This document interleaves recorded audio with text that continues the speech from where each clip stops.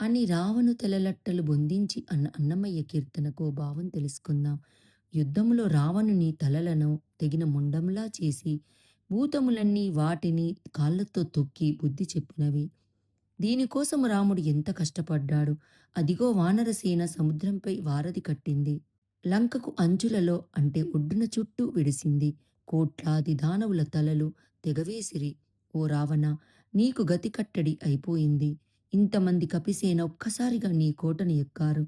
దానవులంతా చెరలో చిక్కారు. వెనువెంటనే సీతకు గొప్ప సంతోషం కలిగెను. నిజం రావణ, నీది ఒక బ్రతికేనా?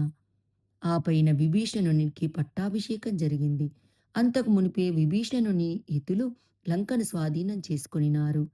మహామాన్వితుడైన శ్రీ వెంకటగిరి రాముడు అతిశయించెను. రావణ, పనులన్నీ చక్కబడినవిరా. ఇక్కడ అన్నమయ్య రావణ వధానంతరం జరిగిన పరిణామాలను వివరిస్తున్నాడు. రామాయణం మొత్తం కీర్తనల రూపంలో ఆయన రచిస్తే మన దౌర్భాగ్యం కొద్దీ చాలా తాళపత్రములు తగలపెట్టబడి రాగిరేకులలో నిక్షిప్తపరిచినవి మిగిలి మాత్రమే మనకు ఉన్నాయి.